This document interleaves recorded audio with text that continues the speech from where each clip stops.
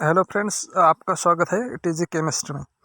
तो हमने chemical thermodynamics में पिछले लेक्चर में क्या देखा है, उसका डेफिनेशन देखा है। उसके बाद टर्म उसमें कुछ कौन से है थर्मोडायनामिक्स में, जैसे कि सिस्टम हो गया, सराउंडिंग हो गया। तो सिस्टम क्या है, जिस अंडर इन्वेस्टिगेशन, यूनिवर्स का जो पार्ट हमारे अंडर इन्वेस्टिगेशन है उसे हम सिस्टम बोलेंगे। और उस सिस्टम के बाहर का जो भी पार्ट है अदर अपार्ट फ्रॉम सिस्टम, वो क्या है, हमारा सराउंडिंग। फिर टाइप ऑफ सिस्टम देखे थे, ओपन सिस्टम था, क्लोज्ड सिस्टम था और आइसोलेटेड सिस्टम था। उसके बाद हमें देखना है अब प्रॉपर्टीज ऑफ सिस्टम। सिस्टम के कुछ प्रॉपर्टीज होते हैं, जैसे कि मास, वॉल्यूम, प्रेशर, टेम्परेचर। पर उसके दो टाइप होते हैं। पहला होता है एक्सटेंसिव प्रॉपर्टी, जो कि अमाउंट के बेसिस पर उसके दो प्रॉपर्टीज के टाइप कर दिए गए। Properties which depends on the amount of matter present in the system is called as extensive property.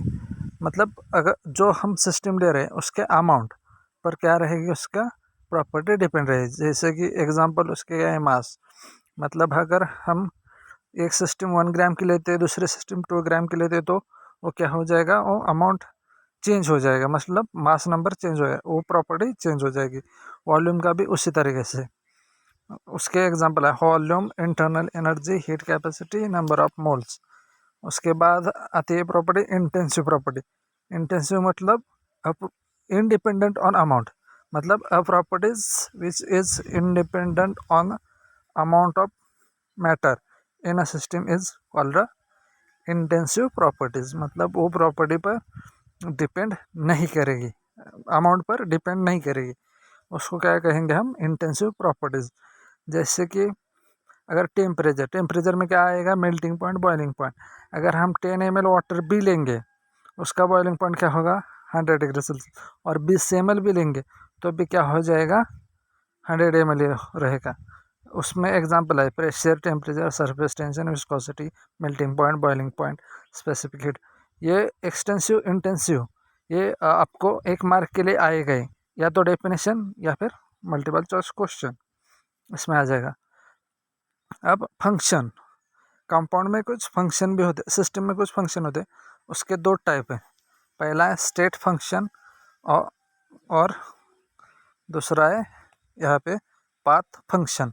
तो स्टेट फंक्शन क्या होता है, स्टेट फंक्शन क्या होता है, the properties which depends on the state of an system and independent on path followed to attain it is called the state function। मतलब क्या है कि वो प्रॉपर्टीज के स्टेट पे डिपेंड करेगा, या तो इनिशियल या फिर फाइनल। मतलब इनिशियल जब सिस्टम हमने लिए उस वक्त हमारा, उसके एग्जांपल क्या है, टेम्परेचर है, प्रेशर है, वॉल्यूम है, मोल है। तो हमने पहले उस सिस्टम का हमने लिया तब टेम्परेचर क्या था, और वो सिस्टम का कन्वर्जन होने के बाद, दूसरे या फिर प्रोडक्ट में कन्वर्जन होने के बाद उसका टेम्परेचर क्या है। तो ऐसे पाथ क्या है, या फिर किस मेथड से हम वो सिस्टम को कन्वर्ट कर रहे हैं, इससे उस पर कोई फर्क नहीं पड़ेगा। तो क्या है, वो स्टेट फंक्शन है।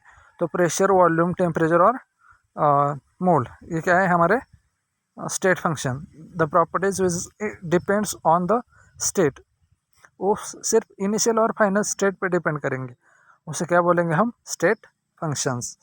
और दूसरा फंक्शन है path function. The properties which depends on the path are called path functions. मतलब for example work and heat. उसके एग्जांपल क्या है, वर्क और हिट, ये भी याद रखना है। मतलब उसके पाथ पे डिपेंड करेगा। मतलब अगर हम एक फ्रिज से आइस निकाल कर बाहर रख देते तो वो क्या हो जाएगा, मेल्ट हो जाएगा थोड़ी देर के बाद। और हम मेल्ट आइस लेते और किसी पॉट में या फिर किसी बीकर में रख कर उसे क्या करते, हीट करते, तो भी वो क्या हो जाएगा, मेल्ट हो जाएगा। लेकिन उस दोनों में क्या डिफरेंस है, हमारा पाथ का डिफरेंस है। एक को हम नेचुरली मेल्ट होने दे रहे हैं और दूसरे को हम हीट सप्लाई कर रहे हैं। तो इन दोनों में क्या चेंज आ जाएगा, हीट का चेंज आ जाएगा। मतलब पाथ कौन सा यूज़ करेंगे इस पर क्या डिपेंड रहेगा, हमारा पाथ फंक्शन। तो इसलिए वर्क और हीट ये दोनों क्या है, पाथ फंक्शंस। तो आपको समझ में आ गया स्टेट और पाथ फंक्शन। तो अब हमें क्या देखना है, थर्मोडायनामिक इक्विलिब्रियम। तो इस बार के सिलेबस में थर्मोडायनामिक इक्विलिब्रियम ये कट कर दिया गया है। मतलब अगर क्या होता है हमारे इक्विलिब्रियम क्या होता है, कंसिडर इक्विलिब्रियम मतलब क्या, टेम्परेचर, प्रेशर और वॉल्यूम ये सारे के सारे क्या हो जाए, कांस्टेंट हो जाए, तो उसे क्या कहेंगे हम, इक्विलिब्रियम। अगर हम क्या करते किसी हमारा कंसिडरेशन क्या होगा थर्मोडायनामिक इक्विलिब्रियम में, हम एक गैस लेंगे, उसको क्या करेंगे, पिस्टन से फिर उसके ऊपर पिस्टन फिट कर देंगे। उसका कुछ तो टेम्परेचर होगा, वो T1 होगा, प्रेशर P1 होगा, वॉल्यूम V1 होगा, और वो जो पिस्टन है वो क्या होगा, मोशनलेस। मतलब no exchange heat takes place, there is an equilibrium state. तो वो क्या हो गई, इक्विलिब्रियम स्टेट हो गई। मतलब पिस्टन है उस पर हिल नहीं रहा है, और टेम्परेचर T1 है, प्रेशर P1 है, वॉल्यूम V1 है, तो वो हो गया सिर्फ equilibrium state. Now move the piston in upward direction. अब हम क्या करेंगे, उस पिस्टन को अपवर्ड मूव कराएंगे। सिलेंडर तो गैस क्या होगा, गैस एक्सपांड होगा। It passes through state for which pressure, volume and temperature are not specified and vary continuously during the movement on the piston. The gas would then be in non equilibrium state. अगर हम उसको expand कर देंगे तो उस वक्त pressure, temperature और volume ये क्या हो जाएगा, चेंज हो जाएगा। तो ये क्या हो गई, हमारी नॉन इक्विलिब्रियम स्टेट हो गई। मतलब वो इक्विलिब्रियम स्टेट में या फिर कांस्टेंट स्टेट में नहीं है। तो stop the movement of a piston, piston को अपवर्ड ले जाने का क्या करना है, उसको स्टॉप कर देना है। Suppose at the stage pressure and volume of the gas are respectively P2 and V2।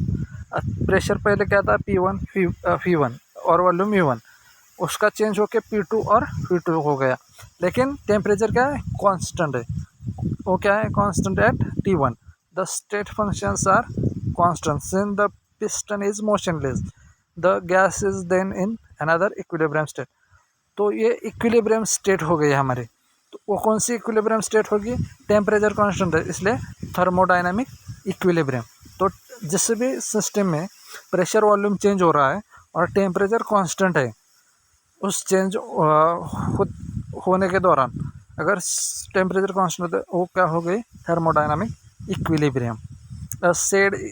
A system is said to be in thermodynamic equilibrium when its state function do not varies with time. Thermodynamic considered here in limit to equilibrium state. उसके बाद हमें देखना है अभी processes and its types. Processes क्या होते हैं, transmission from one equilibrium state to another is called a process. मतलब एक इक्विलिब्रियम स्टेट से अनदर इक्विलिब्रियम स्टेट में उस सिस्टम को क्या करना है, कन्वर्ट करना है। उसको क्या करेंगे हम, process. There are different type of, मतलब 5 प्रोसेस है। पहले है आइसोथर्मल प्रोसेस, दूसरी आइसोबेरिक प्रोसेस, तीसरी आइसोकोरिक प्रोसेस है, उसके बाद है एडिबैटिक प्रोसेस, और 5वीं है या फिर 5 है रिवर्सिबल प्रोसेस। तो पहली प्रोसेस हम देखते हैं isothermal process. Iso means isothermal process, उसमें क्या हो जाएगा, टेम्परेचर कांस्टेंट होगा। It is the process in which temperature of the system remains constant through out the process. मतलब जो भी प्रोसेस हम कर रहे हैं उसमें क्या रहेगा, उसका उस सिस्टम का टेम्परेचर कांस्टेंट रहेगा। तो अगर सिस्टम का टेम्परेचर कांस्टेंट होता है तो उसमें delta T is equal to 0 होता है, और डेल्टा U भी, मतलब डेल्टा U क्या है, इंटरनल एनर्जी, वो भी क्या हो जाएगी, 0 हो जाएगी। तो वो 0 क्यों होती है वो हम बाद में देखेंगे इंटरनल एनर्जी। उसके बाद है आइसोबैरिक बारिक प्रोसेस। तो बार क्या है, प्रेशर का यूनिट है, इसलिए आइसोबारिक प्रोसेस का है। मतलब in isobaric process the pressure remains constant during the transformation in the laboratory. Chemical reaction are carried out in open container at constant atmospheric pressure. मतलब अगर उसमें delta P is equal to 0 है, मतलब change initial pressure minus final pressure जो भी है वो क्या है, 0 है उसका डिफरेंस। इसका मतलब प्रेशर क्या है, कांस्टेंट है। तो आइसोबैरिक प्रोसेस में क्या हो जाएगा, टेम्परेचर कांस्टेंट होगा। उसके बाद आती है third process, isochoric process. It is a process during which volume of the system remains constant during the transformation. मतलब आइसोकोरिक प्रोसेस में क्या होगा, वॉल्यूम कांस्टेंट होगा, मतलब delta P is equal to 0, वो क्या होगा, कांस्टेंट। केमिकल रिएक्शन उसमें क्या होगा, डेल्टा पी इज कांस्टेंट। उसके बाद आती है एडिबैटिक प्रोसेस। एडिबैटिक मीन्स क्या, a process in which there is no exchange of heat between system and surrounding is an adiabatic process. मतलब हीट का सिंबल क्या है, Q, Q is equal to 0।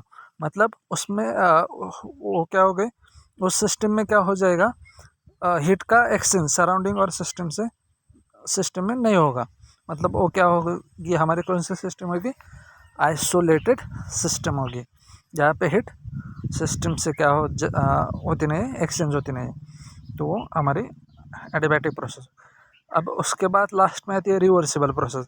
इसका ज़्यादा इम्पोर्टेंट नहीं है ये, इसकी ना आपको डेफिनेशन पूछेंगे, ना आपको एग्जांपल वगैरह कुछ भी नहीं पूछेंगे। फिर भी रिवर्सिबल प्रोसेस, रिवर्सिबल प्रोसेस क्या होते हैं, अगर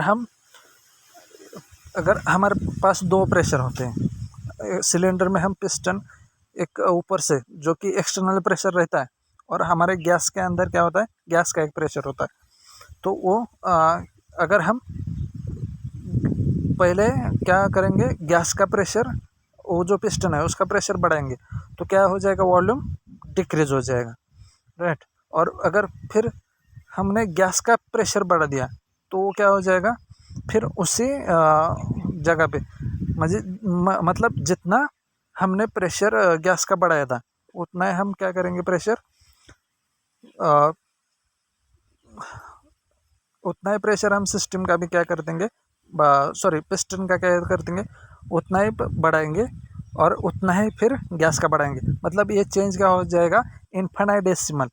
इन्फिनिटेसिमल मतलब स्मॉल चेंज हो जाएगा उसमें, उस प्रेशर में, और उस तरीके से वो क्या हो जाएगा, वो रिवर्स प्रोसेस होती रहेगी।